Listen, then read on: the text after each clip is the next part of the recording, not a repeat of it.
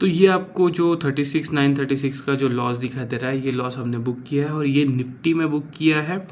ठीक है, जो निफ्टी का गैप अप ओपन हुआ था वो बहुत ही वोलाटाइल ओपन हुआ था। अगर वो ऐसे नहीं होता तो इसमें हम 2 से 2.5% का रिटर्न हम जनरेट करके लेकर जाते हैं। मंथ के कुछ दिनों में या मंथ के एंड में आप पकड़ के चल सकते हो, पर्टिकुलर पोजीशन में बोल रहा हूँ मैं। ठीक है, बट जो गैप अप था वो बहुत ही बड़ा था और कितने लोगों ने कितना लॉस किया है मुझे नहीं पता। कितने लोगों को लॉटरी लगी है, जो एक दिन पैसा बनाते हैं, बाकी सभी एक महीना पैसा गंवाते हैं। तो उन लोगों ने कितना पैसा बनाया वो उनको पता।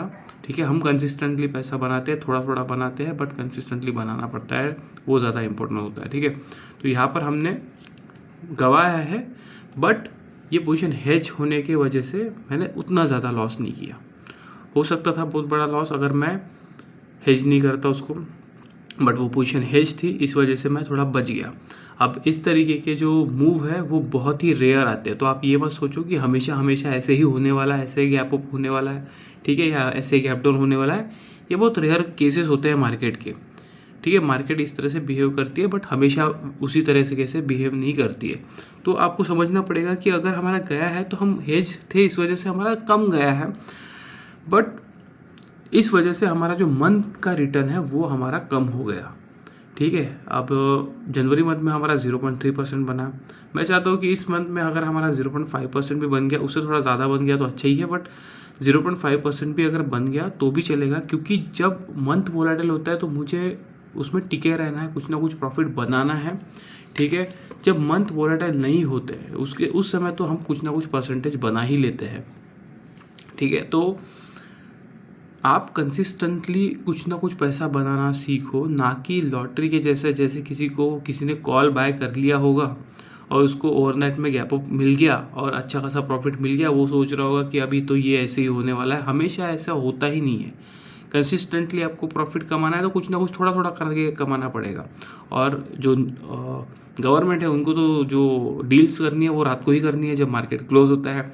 ठीक है, बजट भी हमारा संडे को था, तो और बजट भी बहुत ही अच्छा है। ऐसे क्या ही बोलूँ मैं, बजट क्या ही लेकर आ रहे हैं, मतलब क्या ही कर रहे हैं वो समझ में नहीं आ रहा है उनका। मुझे तो लग रहा है पूरा फोकस ही उनका जो हमारे स्टॉक मार्केट पे है इस तरीके से लग रहा है। बट छोड़ो, अब हम उससे कुछ नहीं कर सकते, जो आया है वो आया है, उस पर ही हमें कुछ ना कुछ प्रॉफिट बनाना सीखना पड़ेगा। और न्यूज़ आती रहती है, बराबर सपोर्ट एरिया से ही उसने सपोर्ट लेकर अपसाइड का गैप अप ओपन किया और रेजिस्टेंस से ही उसने रेजिस्टेंस लिया, नीचे आया। तो रेजिस्टेंस एंड सपोर्ट काम करते हैं। आपको फाइंड आउट करना पड़ता है कि कहाँ पर major support and resistance area है। मैंने आपको ऑलरेडी पहले ही बता दिया था कि यहाँ पर सपोर्ट एरिया है, आप सेलिंग की अपॉर्चुनिटी मत ढूंढो। आप देखो यहाँ पर कि ये एक तो सस्टेन करेगा, नहीं तो यहाँ से ऊपर भागेगा, बट इसने गैप अप भी ओपन कर दिया तो अभी हम कुछ नहीं बोल सकते। बस मैं आपको पोजीशन दिखाना चाहता था कि ऐसा भी होता है मार्केट में। ठीक है, हम लॉसेस भी करते हैं, हमेशा प्रॉफिट ही नहीं करते, बट लॉसेस करने के बाद में भी हम देखेंगे कि फेब्रुअरी मंथ हमारा एंडिंग में कैसे निकलता है। मैं बीच में का जो है, ये जो वोलेटिलिटी है, जो मार्केट नीचे ऊपर जाना है, ये मैं नहीं देखता हूँ ज़्यादा। मुझे देखना है कि एंड ऑफ द मंथ में मेरा क्या हुआ है, एंड ऑफ द मंथ में मुझे रिटर्न निकला है, कितना रिटर्न निकला है, नहीं निकला है, वो सब हम एंड ऑफ द मंथ देखेंगे। ये बीच में की जो वोलेटिलिटी है ये तो आती रहेंगी। बस आपको लॉस दिखाना था, क्योंकि लॉसेस भी होते हैं मार्केट में, आपको वो झेलना आना चाहिए, आपको समझ में आना चाहिए कि इस तरीके से भी होता है मार्केट।